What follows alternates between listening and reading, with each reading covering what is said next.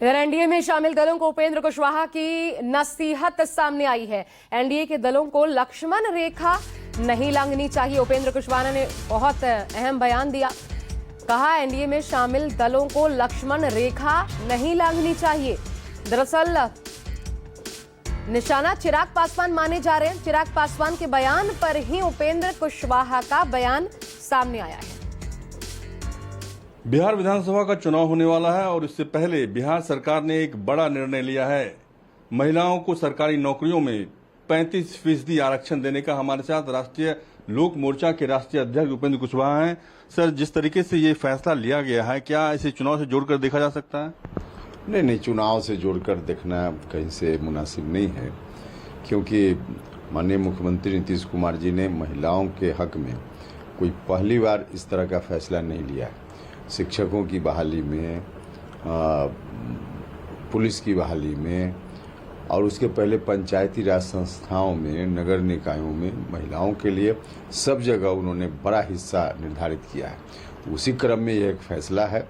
तो महिलाओं के सशक्तिकरण के लिए तो लगातार मुख्यमंत्री जी काम करते रहे। यह भी काम जो हुआ है सरकार के द्वारा, निश्चित रूप से सरकार को धन्यवाद करना चाहिए। बहुत अच्छा काम हुआ है, लेकिन काम करने का जो एक सतत पहले से चल रहा है, उसी दृष्टि से इसको देखना चाहिए। आपको लगता है कि आरक्षण आगे आने वाले समय में कोर्ट का रुख तो नहीं अख्तियार करेगा, क्योंकि जो एक कैप निर्धारित किया है सुप्रीम कोर्ट ने, उसके इर्द गिर्द में तो नहीं आएगा? नहीं, उसमें नहीं आवेगा कहीं से। महिलाओं के लिए रिजर्वेशन हमने जैसा ही कहा कि और विभाग में पहले से वहाँ चल ही रहा है, तो कोर्ट का कोई मामला नहीं बनता है। सर, बिहार आजकल काफी सुर्खियों में है। लगातार चुनाव आयोग की तरफ से जो निर्णय लिए जा रहे हैं एसआईआर को लेकर, पेपर में विज्ञापन देकर कहा जाता है कि अब कोई डॉक्यूमेंट की जरूरत नहीं पड़ेगी। फिर बिहार चुनाव आयोग की तरफ से कहा जाता है कि एसआईआर चलता रहेगा। 9 तारीख को आरजेडी, कांग्रेस समेत तमाम इंडिया गठबंधन के नेताओं की तरफ से चक्का जाम करने का ऐलान किया गया है। बिहार बंद का फैसला किया गया है, जिसमें राहुल गांधी भी मौजूद रहेंगे। हमने भी खबर देखी है। विपक्ष के लोग तो राजनीति कर रहे हैं इस विषय को लेकर के, लेकिन इतनी बात जरूर है कि यह जो विषय है, इस पर इलेक्शन कमीशन ने थोड़ा विलम्ब से इसकी शुरुआत की है।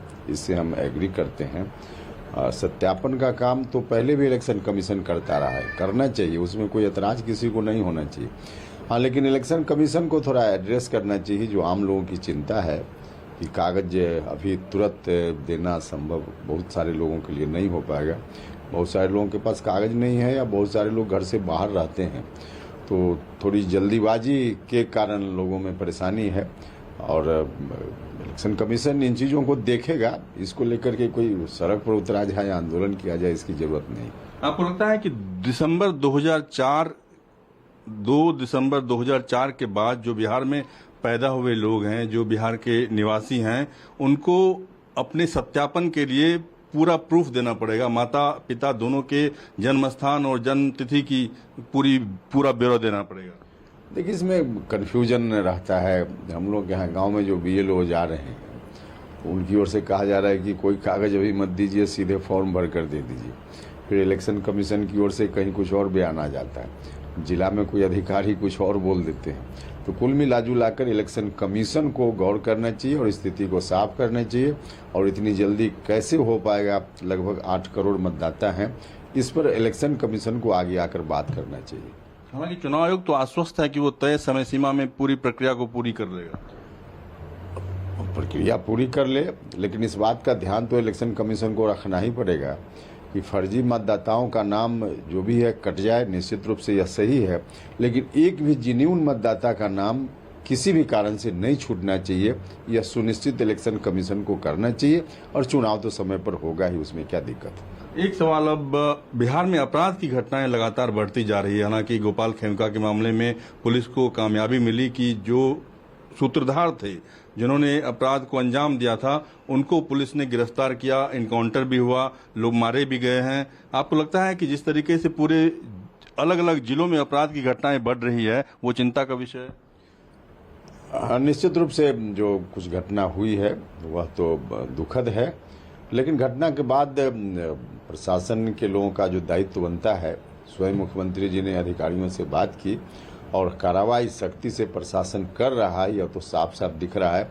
जिस तरह से खेमका हत्या के बाद उसका उद्भेदन तुरंत हो जाना, कौन लोग संलिप्त हैं उसके बारे में जानकारी, फिर गिरफ्तारी और गिरफ्तारी के क्रम में जिसने भी कुछ गड़बड़ी करने का प्रयास किया तो इनकाउंटर, तो इसको देखकर तो लोगों का भरोसा निश्चित रूप से जो सुशासन पर है वह रहेगा। चिराग पासवान के आरोपों को कैसे देखते हैं? चिराग पासवान आरोप लगा रहे हैं कि नीतीश कुमार के पास गृह विभाग है और जिस तरीके से अपराध की घटनाएं लगातार बढ़ रही है वो चिंता का विषय है।